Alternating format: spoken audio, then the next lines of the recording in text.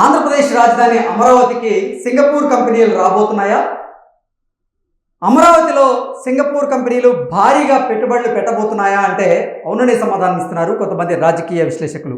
ఈ నేపథ్యంలోనే అసలు అమరావతికి సింగపూర్ నుంచి ఏ కంపెనీలు రాబోతున్నాయి, ఎంత పెద్ద మొత్తంలో పెట్టుబడులు పెట్టబోతున్నాయి అనేది మనం విశ్లేషణ చేసుకునేటువంటి ప్రయత్నం అయితే చేద్దాం.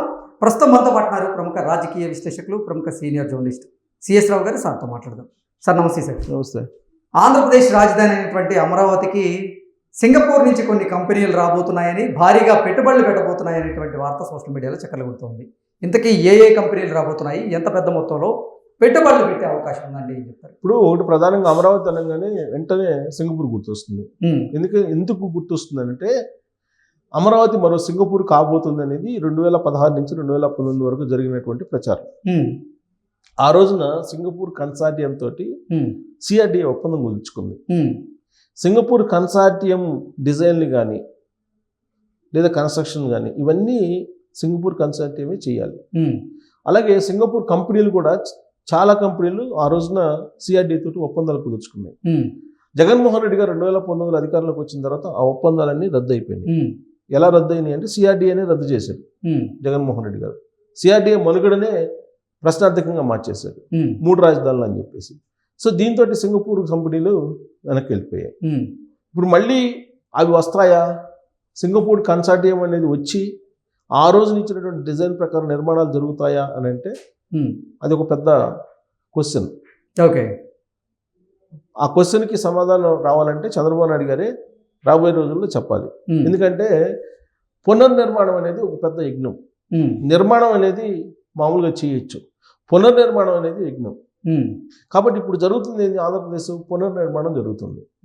ఈ పునర్నిర్మాణంలో మళ్ళీ పాత కంపెనీలు వస్తాయా అని అంటే ఆ పాత కంపెనీలు రాకుండా వెంటాడి సింగపూర్ వరకు జగన్మోహన్ రెడ్డి గారు ప్రతినిధులు వెళ్ళారు అనేది అప్పట్లో వచ్చినటువంటి న్యూస్.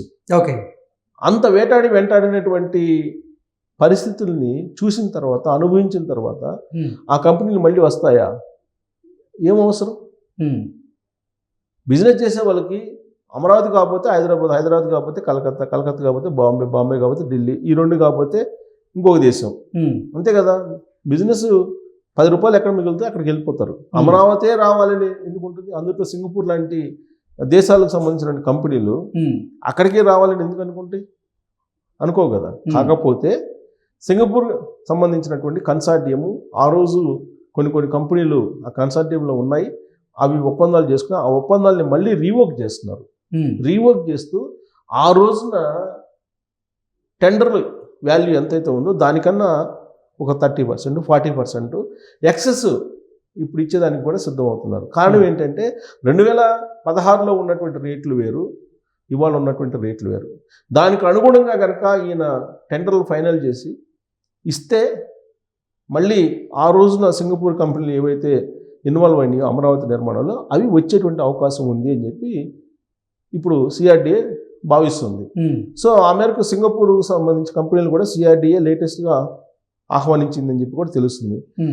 జగన్మోహన్ రెడ్డి పరిపాలన 2019 నుంచి 2024 వరకు ఉన్న కారణంగా అమరావతి రాజధాని నిర్మాణం ప్రక్రియలో దాదాపుగా 40% ఎక్కువ అవుతుంది. అంటే రూపాయికి 40 పైసలు ఎక్స్ట్రా అవుతుంది. ఇప్పుడు ఆయన అవగాహన లోపం కారణంగా, జగన్మోహన్ రెడ్డి గారి అవగాహన లోపం కారణంగా అమరావతిని శ్మశానం, లేదంటే ఎడారి, లేదంటే కమ్మరావతి, లేదంటే దాన్ని ఇన్సైడ్ ట్రేడింగ్, ఇలా రకరకాల పేర్లు పెట్టి దాన్ని కూల్చేసినటువంటి క్రమంలో అప్పుడు రూపాయికి కావాల్సినటువంటి పని ఇవాళ రూపాయి 70 పైసలు, రూపాయి 80 పైసలు, రూపాయి 40 పైసలు అలా అవుతుంది. అంటే 40 to 50% పెరుగుతుంది.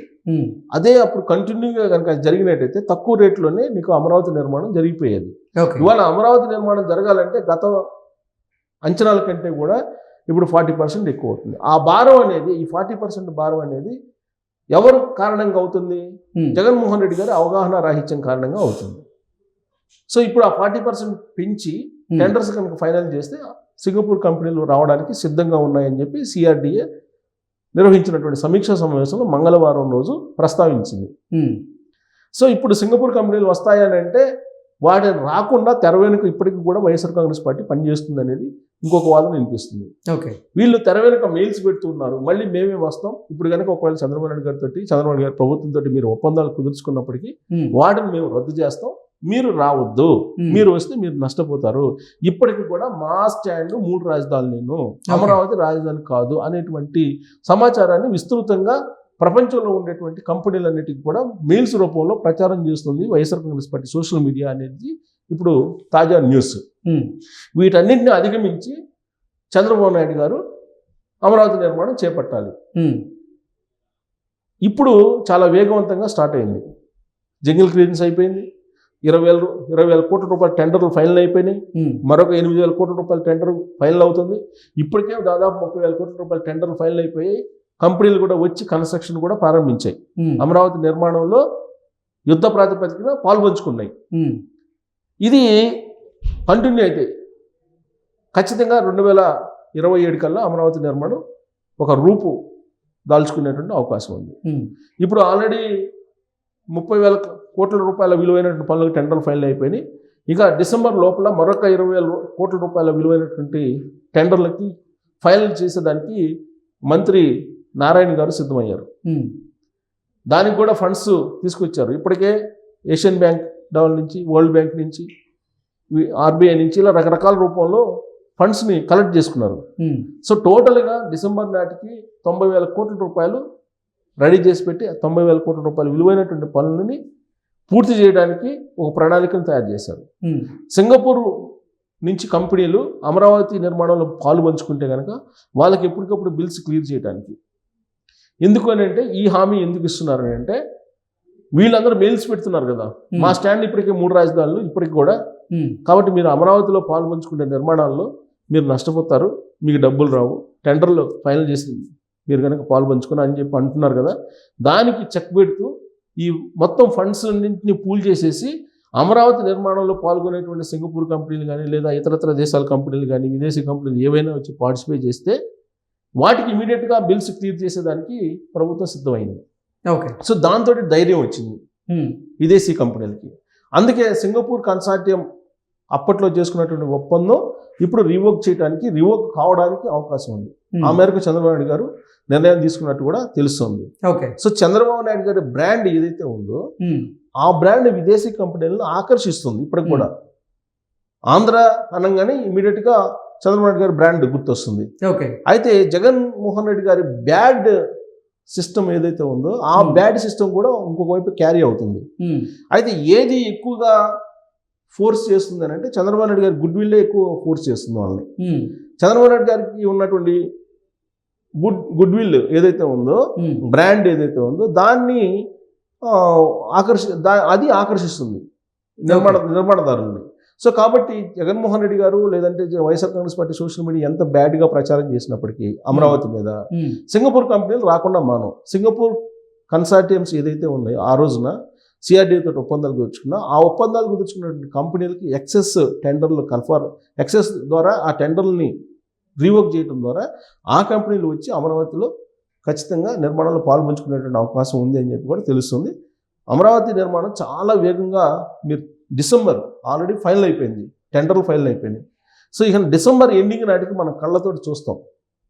డిసెంబర్ 3rd వీక్ నుంచి అసలు కంపెనీల వచ్చి అమరావతి నిర్మాణాన్ని యుద్ధ ప్రాతిపదికన చేపట్టబోతున్నాయి. 2025 ఎండింగ్కి 2026 అక్టోబర్ నవంబర్ నాటికి ఖచ్చితంగా ఒక క్లియర్ కట్ పిక్చర్ అమరావతి విషయంలో వచ్చేటువంటి అవకాశం ఉంది. ఆ దిశగా చంద్రబాబు నాయుడు గారు చాలా వేగంగా దూకుడుగా అమరావతి నిర్మాణం దిశగా వెళ్తూ ఉన్నారు. దానికి సింగపూర్ కంపెనీలు కూడా అట్రాక్ట్ అవుతున్నాయి. Okay sir, thank you so much. Thank you.